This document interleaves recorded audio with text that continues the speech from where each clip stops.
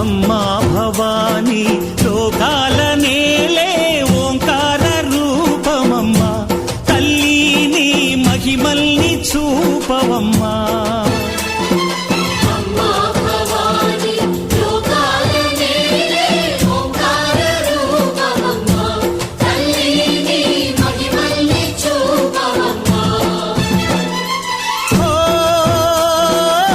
సృష్టికే దీపమా, శక్తికే మూలమా, సింహరథమే నీదమ్మా. అమ్మ దుర్గమ్మ భక్తులను దీవించుమా.